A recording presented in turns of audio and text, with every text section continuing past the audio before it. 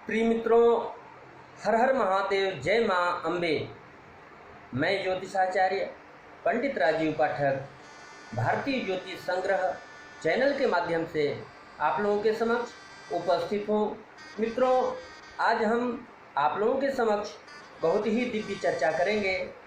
आज विषय यह है कि हिंदुओं में वैवाहिक कार्यक्रम रात्रि में ही क्यों होते हैं और यह कब से होते हैं, और वैवाहिक कार्यक्रम का शुभ मुहूर्त कब होता है, इत्यादि विषयों पे हम चर्चा करेंगे। प्रिय मित्रों, सबसे पहले बात यह है कि आपने कभी सोचा है कि हिंदुओं में सनातन धर्म के अंतर्गत रात्रि को विवाह क्यों होने लगे हैं, जबकि हिंदुओं में रात में शुभ कार्य करना अच्छा नहीं माना जाता है, क्योंकि रात्रि का समय निशाचरी समय होता है। रात को देर तक जागना और सुबह को देर तक सोना यह राक्षसी प्रवृत्ति बतलाया गया है। रात में जागने वालों को निशाचर की उपाधि दी गई है।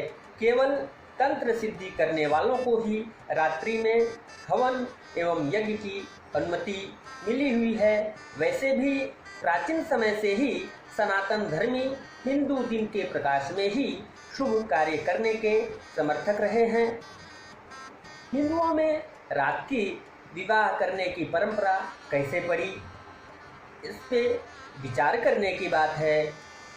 मित्रों, कभी हम अपने पूर्वजों से यह जिज्ञासा किए क्या, अपने पूर्वजों के सामने यह सवाल क्यों नहीं उठाते हैं, या स्वयं इस प्रश्न का हल क्यों नहीं खोजते हैं? प्रिय मित्रों, इत्यादि विषयों पे अगर मनन किया जाए, चिंतन किया जाए, तो हमको बहुत सा रास्ता मिल जाएगा। दरअसल मित्रों, भारत में सभी उत्सव, सांस्कृतिक कार्यक्रम एवं संस्कार दिन में ही किए जाते थे, कि चूँकि ये सनातनी परंपरा है। देखते हैं, सीता जी और द्रौपदी जी का स्वयंवर भी दिन में ही हुआ था। शिव विवाह से लेकर संयोगिता स्वयंवर, यानी बाद में पृथ्वीराज चौहान जी द्वारा संयोगिता जी की इच्छा से उनका अपहरण करने के उपरांत भी सभी शुभ कार्यक्रम दिन में ही होते थे। प्राचीन काल से लेकर मुगलों के आने तक भारत में वैवाहिक कार्यक्रम दिन में ही हुआ करते थे। मुस्लिम आक्रमणकारियों के भारत पर हमले करने के बाद ही हिंदुओं को अपनी कई प्राचीन परंपराओं को तोड़ना विवश हो गए। वह तोड़ने के लिए विवश हो गए थे। मुस्लिम आक्रमणकारियों द्वारा भारत पर अतिक्रमण करने के बाद भारतीयों पर बहुत अत्याचार किए गए। यह आक्रमणकारी हिंदुओं के विवाह के समय वहां पहुंचकर लूट मचाते थे, आतंक मचाते थे। अकबर के शासन काल में जब अत्याचार चरम सीमा पे हो गई, तो मुगल सैनिक हिंदू लड़कियों को बलपूर्वक उठा लेते थे और अपने आकांक्षाओं को, यानी कि अपने जो उनके आका होते हैं, उनके अपने आकाओं को सौंप देते थे। प्रिय मित्रों, अब इसके बाद भारतीय ज्ञात इतिहास में सबसे पहली बार रात्रि में विवाह सुंदरी और मुंदरी नाम की दो ब्राह्मण बहनों का हुआ था, जिनकी विवाह दुल्ला भट्टी ने अपने संरक्षण में ब्राह्मण युवकों से कराया था। उस समय दुल्ला भट्टी ने अत्याचार के खिलाफ हथियार उठाए थे। दुल्ला भट्टी ने ऐसी अनेकों लड़कियों को मुगलों से छुड़ाकर उनका हिंदू लड़कों से विवाह कराया।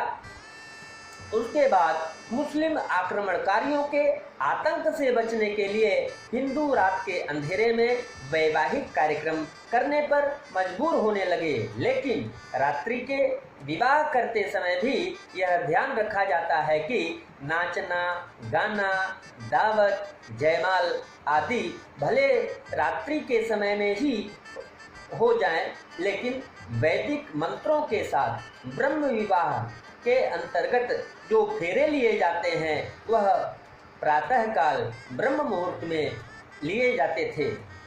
पंजाब से प्रारंभ हुई परंपरा को पंजाब में ही समाप्त किया गया।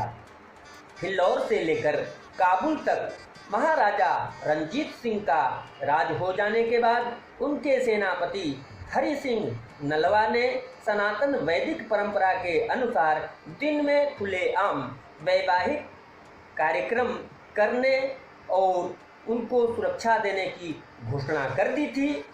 हरि सिंह नलवा के संरक्षण में हिंदुओं ने दिन दहाड़े बैंड बाजे के साथ विवाह शुरू किए।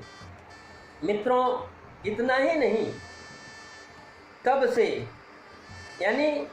तब से पंजाब में फिर से दिन में विवाह का प्रचलन शुरू हुआ।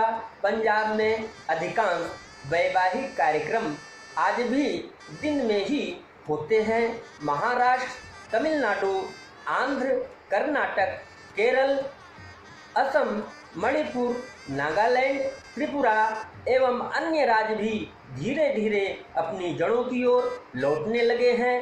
अतः इन प्रदेशों में दिन में वैवाहिक कार्यक्रम होने लगे हैं। हरि सिंह नलवा ने मुसलमान बने हिंदुओं की घर वापसी कराई, मुसलमानों पर जजिया कर लगाया, हिंदू धर्म की परंपराओं को फिर से स्थापित किया। इसीलिए उनको पुष्यमित्र शुंग का अवतार कहा जाता है। सभी विवाह सर्वश्रेष्ठ मुहूर्त ब्रह्म मुहूर्त में ही संपादित किए जाते हैं।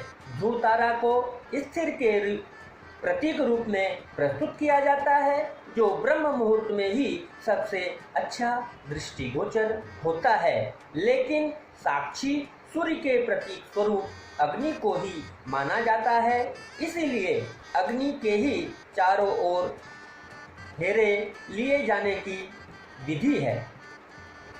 मित्रों, इतना ही नहीं, आपको मैं और भी बताता हूँ कि जो आर्य समाज के संस्थापक स्वामी दयानंद सरस्वती ने भी अपनी पुस्तक सत्यार्थ प्रकाश में रात्रि विवाह का पूर्ण रूप से खंडन किया है। पंडित श्री राम शर्मा आचार्य के अनुसार भी हिंदू गायत्री परिवार में विवाह दिन में ही संपन्न करने के लिए प्रधानता दी गई है।